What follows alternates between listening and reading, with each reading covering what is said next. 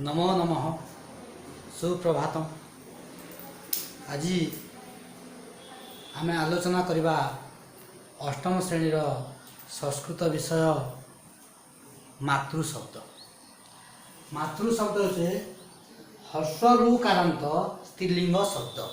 हर्षरु आम जानी रु हूँ हर्षरु एवं दीर्घरु दुई प्रकार। तेणु मातृ शब्दटा हर्षरु मातृ रु होचे हर्षरु कारांत स्त्रीलिंग शब्द अटे। यार शब्द रूप केमिति होची आज आम जानिबा। शब्द रूप जानिबा आगु आमको जानिबा को पड़ी थाए वचन, जेमिति कि एक वचन, द्विवचन, बहुवचन। संस्कृत रे वचन होची तीन प्रकार, एक वचन, द्विवचन, बहुवचन। ठीक से परी विभक्ति विभक्ति होची सात प्रकार। प्रथमा विभक्ति, द्वितीय विभक्ति, तृतीय विभक्ति, चतुर्थी विभक्ति, पंचमी विभक्ति, षष्ठी विभक्ति, सप्तमी विभक्ति एवं शेष रे गोटे रही थाए संबोधन। संबोधन कले जहाँ आम डाकी थाऊ कि संबोधन हे राम, हे गोविंद, हे माँ माने जमी डाकी थाऊ ता होची यही संबोधन। तो आज आम जानिबा यही मातृ शब्दर रूपटा केमिति होची। या को पढ़ा जाए प्रथमा विभक्ति एक वचन, द्विवचन, बहुवचन भाव में। मु देखो पढ़ी दूसरी माता, मातरो, मातरः एवं प्रथमा विभक्ति। तार उड़िया जदि आम कहवा हे माँ, माँ दुई जन माँ माने। ठीक से परी द्वितीय विभक्ति आसवा मातरम, मातरो, मातृहु। ये जगह देख मातृहु तरे डबल त्रु लगी, रु रु का दुईटी लगी और विसर्ग लगी। यार उड़िया अच्छी माँ को, माँ दुई जन को, माँ मान। ठीक से परी तृतीय विभक्ति आसले मात्रा, मातृभ्याम, मातृभि। मात्रा कले माँ द्वारा, माँ दुई जन द्वारा, माँ मानव द्वारा। चतुर्थी विभक्ति मात्रे, मातृभ्याम, मातृभ्य। मात्रे कले माँ को पाई, माँ दुई जन को पाई, माँ मानव को पाई। ठीक से परी पंचमी विभक्ति मातुहु, मातृभ्याम, मातृभ्य। माँ को ठारू, माँ दुई जन को ठारू, माँ मानव को ठारू। एबे आसीबा षष्ठी विभक्ति मातुहु, मातृहो, मातृणा। एठारे मध्य आम अनुमान करबा जे तु रे डबल रुकार लगी। माँ कर, माँ दुई जनकर, माँ मानकर। तापर आसमा सप्तमी मातरी, मातृहो, मातृसु। माँ को ठारे, माँ दुई जनक ठारे, माँ मानव ठारे।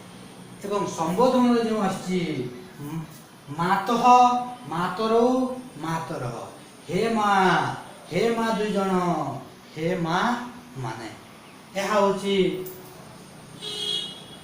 मातृ शब्दर रूप। एमिति याकू आलोचना करते शब्द रूप को आम जदि ठीक से बुझा, ठीक से पढ़ा, ताले संस्कृत विषयर 30 रु 40 शतकड़ा कोर्स आम शब्द रूप ही पाई।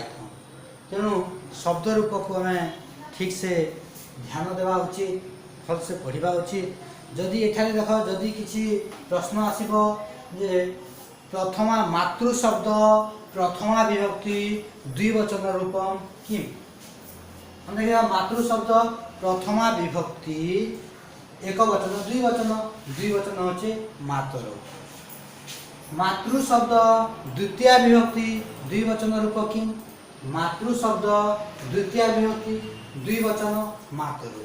तो शब्द रे मध्य कौन है किछि किछि समान होता है, जहाँ कोई हमको ध्यान देवा पड़े। देखिए जे मातरो एवं मातृ प्रथमा विभक्ति द्विवचन एवं द्वितीय विभक्ति द्विवचन प्राय दुईटी समान। ठीक से परी तृतीय विभक्ति द्विवचन, चतुर्थी विभक्ति द्विवचन एवं पंचमी विभक्ति द्विवचन। ये तीनोटी जाक होची समान। एवं षष्ठी विभक्ति द्विवचन, सप्तमी विभक्ति द्विवचन, मातृ मातृ ये दुईटी मध्य समान। ତେଣୁ ଏଇ ଜିନିଷକୁ ଆମେ ଧ୍ୟାନ ଦେବା ଉଚିତ। କାରଣ ଜାଣିପାରିବା ଯେ ଆମେ ପ୍ରଥମା ବିଭକ୍ତି ଦୁଇ ବଚନ ଯଦି ଜାଣିଛୁ ତାହେଲେ ଦ୍ୱିତୀୟ ବିଭକ୍ତି ଦୁଇ ବଚନ ମଧ୍ୟ ଆମେ ଜାଣିପାରିବା। ଠିକ୍ ସେହିପରି ତୃତୀୟ ବିଭକ୍ତି ଦୁଇ ବଚନ ଯଦି ଗୋଟିଏ ଜାଣିଛୁ ଆମେ ବୋଲେ ଚତୁର୍ଥୀ ବିଭକ୍ତି ଦୁଇ ବଚନ ମଧ୍ୟ ଜାଣିପାରିବା ଏବଂ ପଞ୍ଚମୀ ବିଭକ୍ତି ମଧ୍ୟ ଦୁଇ ବଚନ ଜାଣିପାରିବା।